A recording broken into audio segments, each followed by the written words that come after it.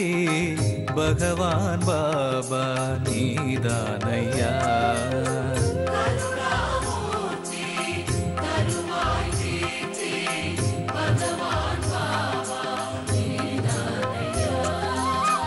அருள் மாமலையே அழியா புகழே உனையன்றி வேறு கதியேதையா.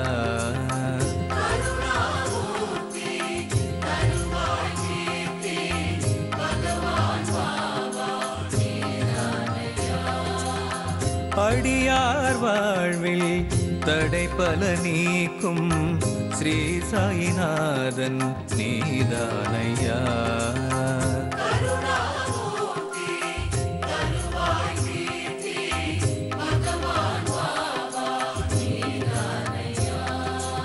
உனையே நாடி உன் புகழ் பாடி வருவோம் நாங்கள் கண் பாராய். விடியாவானம் நொடியினில் பூக்கும் அதுவும் உந்தன் அருளாகும்.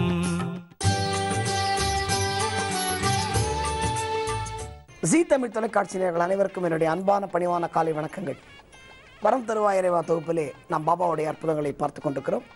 அந்த வகையிலே நேற்றைய தினம் நாம் மூலை சாஸ்திரியை பற்றி ஒரு சுவாரஸ்யமான கதையை நாம் பார்த்தோம்.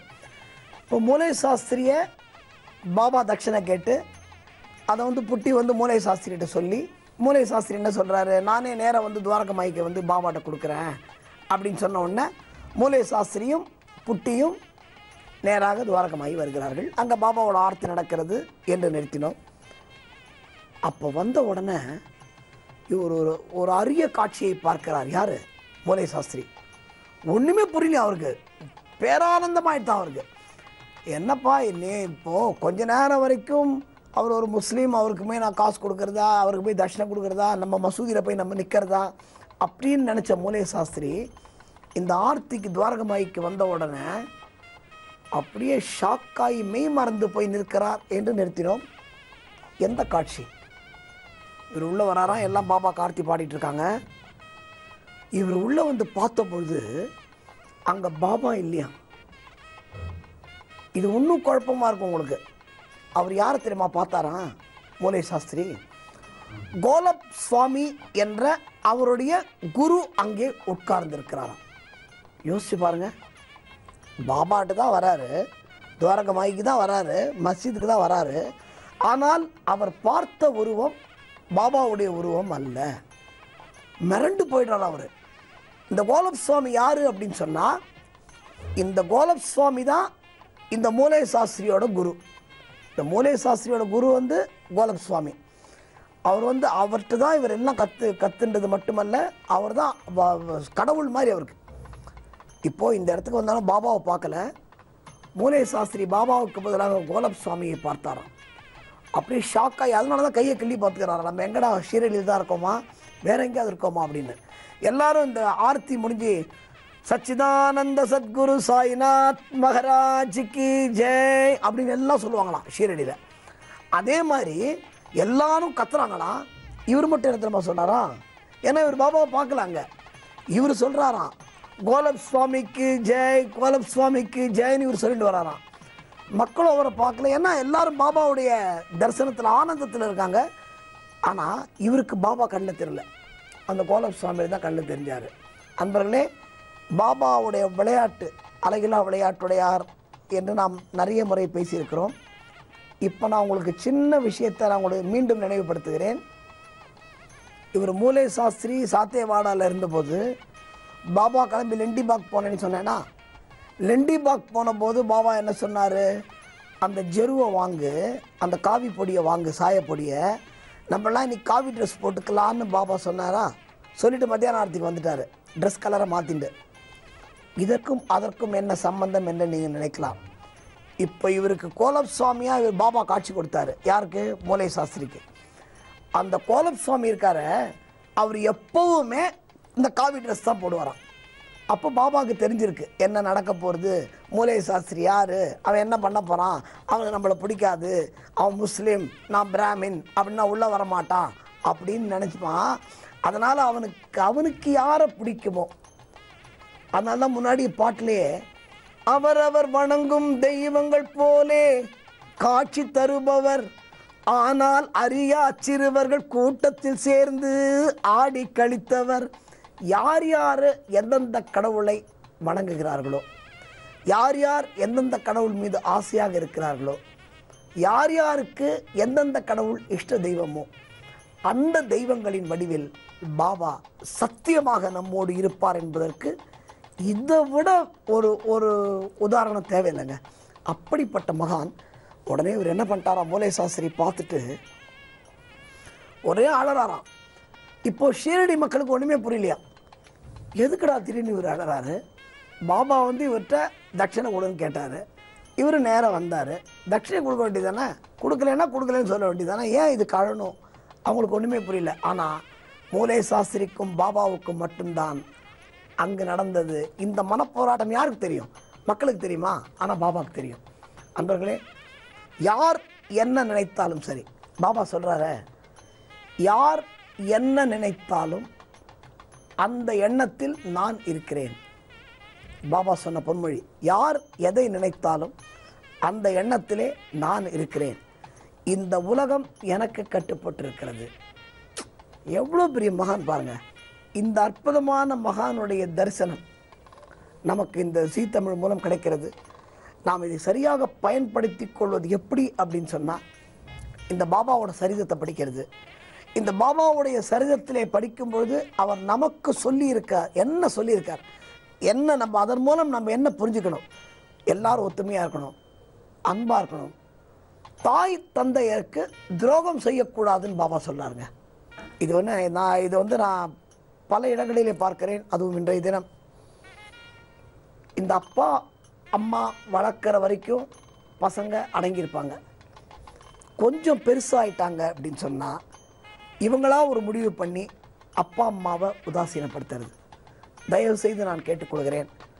பாபா என்ன தெரியுமா சொல்கிறாரு, அம்மா அப்பாவுக்கு துரோகம் பண்ணிட்டு நீ என்கிட்ட வந்தன்னா நான் என்னால் ஏற்றுக்க முடியாதுன்னு சொல்கிறார். பாபா சொல்கிறார், மாதா பிதா குரு தெய்வம்.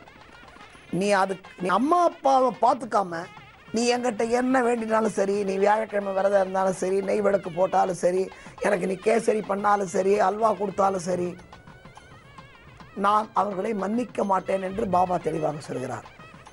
இது குறித்து ஒரு அற்புதமான சம்பவம். அன்பு, ஜாதி மதம், இதை பற்றி பாபா சொல்லி இருக்கிற கருத்துக்கள், அதை நாம் நாளை மீண்டும் பார்ப்போம். ஓம் சாய்ராம். தென்னாடுடைய பெரியவா போற்றி,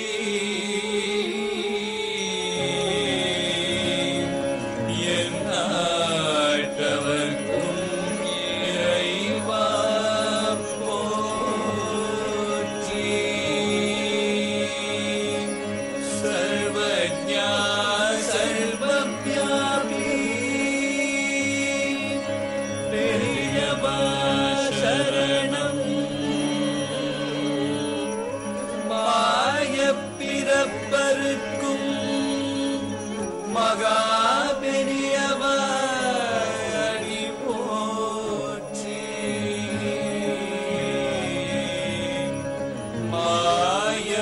மாயப்பிறப்பருக்கும் மகா பெரியவா அடி போற்றி.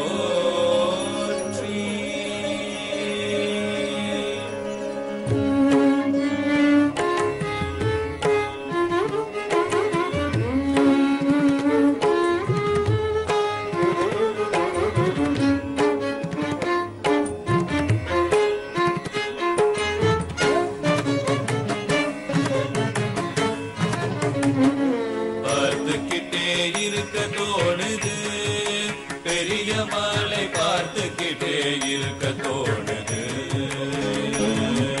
பார்த்துக்கிட்டே இருக்க தோணுது, பெரிய மாலை பார்த்துக்கிட்டே இருக்க தோணுது, பார்த்துக்கிட்டே இருக்க தோணுது, பெரிய மாலை பிரிந்து வர மனமும் மறுக்குது, பார்த்துக்கிட்டே இருக்க தோணுது, பெரிய மாலை பார்த்துக்கிட்டே இருக்க தோணுது.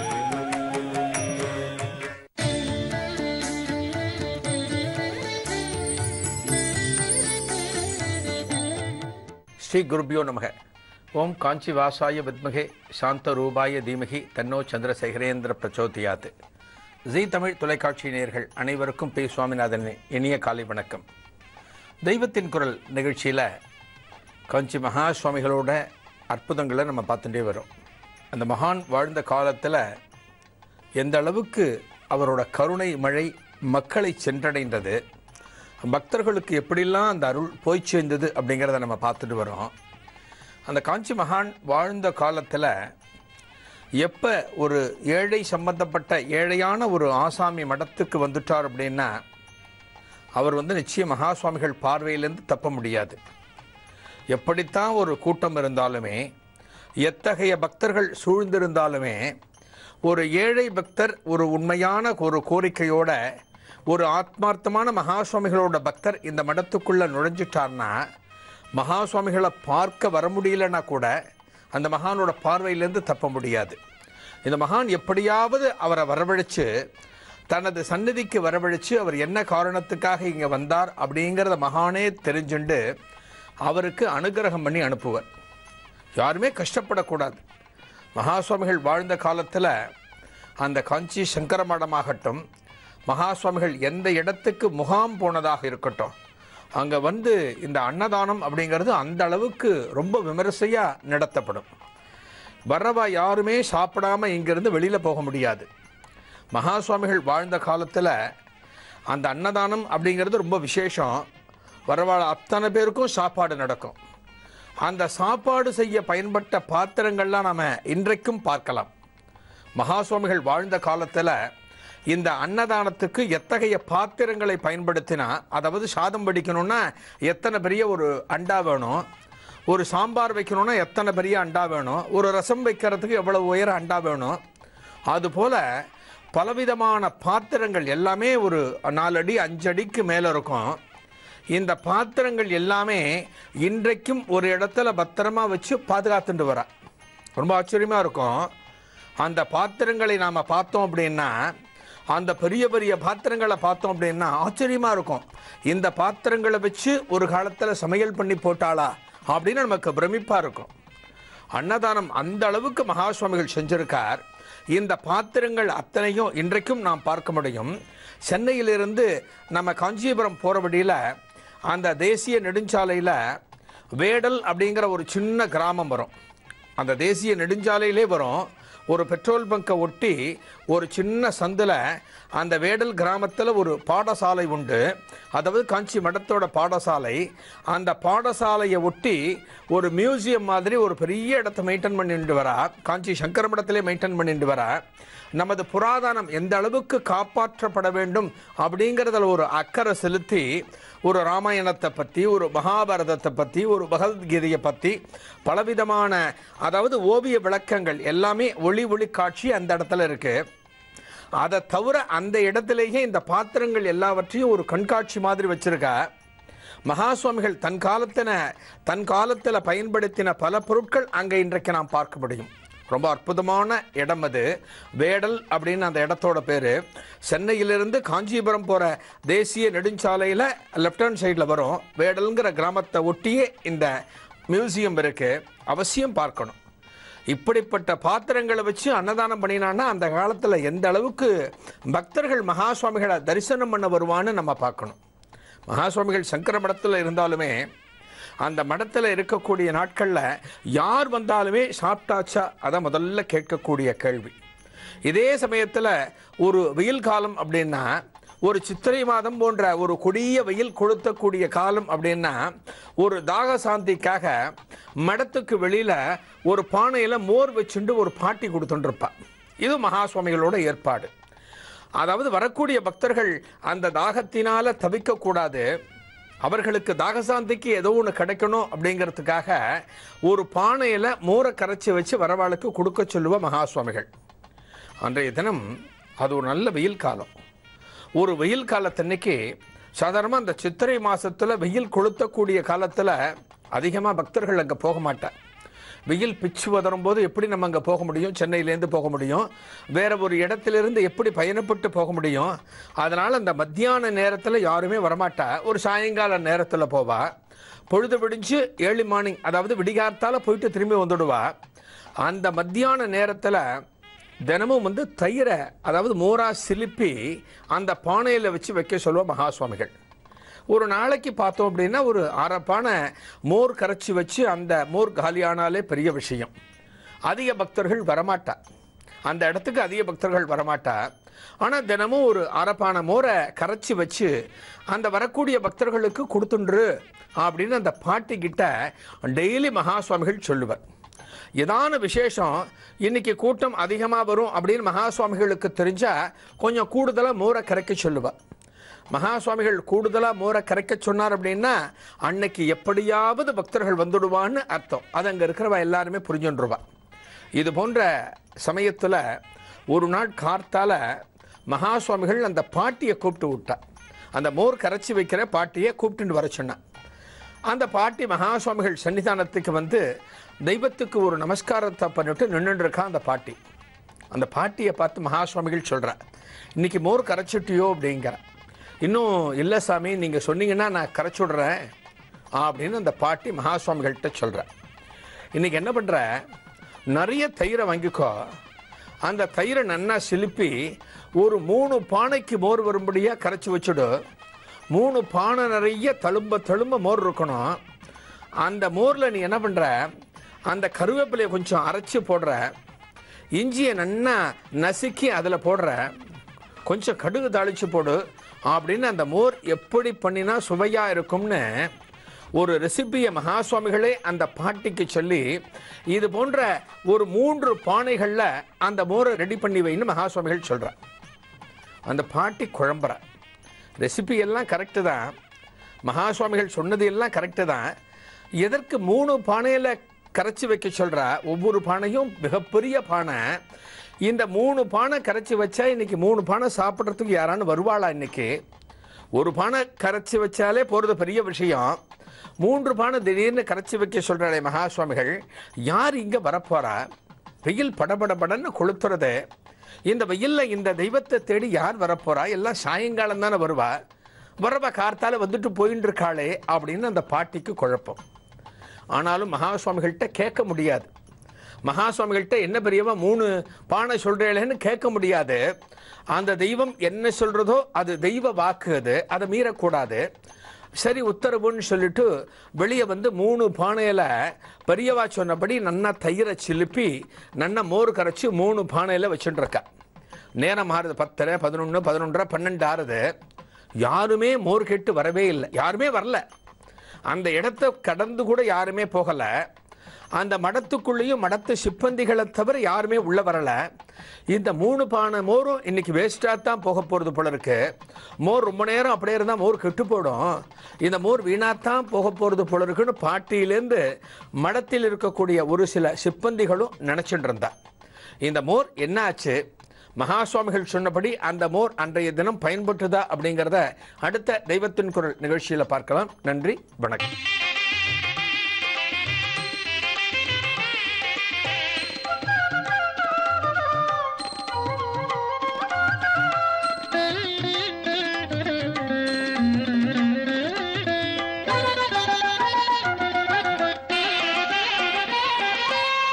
தெய்வத்துள் தெய்வம் அம்மா தேடி உன்னை சரணடைந்தேன்.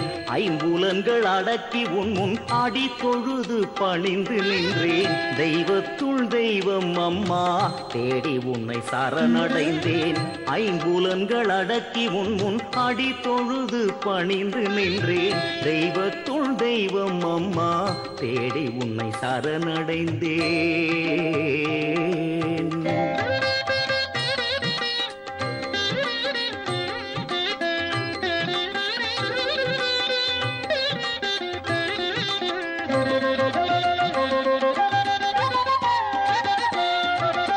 கண்ணை இமை காப்பது போல் காத்தருள வேண்டும் நிதம்.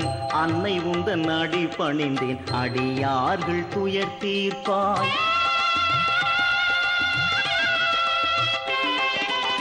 கண்ணையிமை காப்பது போல் காத்தருள வேண்டும் நிதம் அன்னை உந்தன் அடி பணிந்தேன் அடியார்கள் துயர் தீர்ப்பாய் மூவர்க்கும் மூத்தவளே முக்தியென கழித்திடுவாய் மூவர்க்கும் மூத்தவளே முக்தியென கழித்திடுவாய் தேவர்க்கும் தெய்வம் அம்மா தீவினையை அகற்றிடுவாய் தேவர்க்கும் தெய்வம் அம்மா தீவினையை அகற்றிடுவாய் தெய்வத்துள் தெய்வம் அம்மா தேடி உன்னை சரணடைந்தே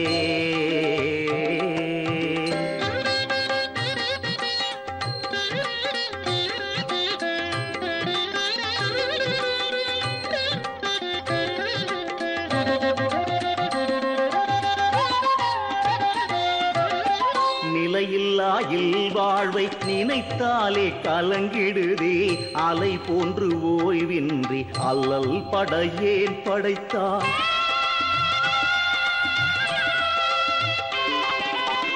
நிலையில்லாயில் வாழ்வை நினைத்தாலே கலங்கிடுதே அலை போன்று ஓய்வின்றி அல்லல் படையேன் படைத்தாய் வாழ்க்கை எனும் கடல் கடக்க வந்து துணை நீ புரிவாய் வாழ்க்கை எனும் கடல் கடக்க வந்து துணை நீ புரிவாய் ஊழ்வினைகள் நீக்கிடுவாய் உலகாளும் நாயகியே ஊழ்வினைகள் நீக்கிடுவாய் உலகாளும் நாயகியே தெய்வத்துள் தெய்வம் அம்மா தேடி உன்னை சரணடைந்தேன் ஐம்புலன்கள் அடக்கி உன் முன் அடி தொழுது பணிந்து நின்றேன் தெய்வத்துள் தெய்வம் அம்மா தேடி உன்னை சரணடைந்தேன் ஐம்புலன்கள் அடக்கி உன் முன் அடி தொழுது பணிந்து நின்றேன் தெய்வத்துள் தெய்வம் அம்மா தேடி உன்னை சரணடைந்தேன்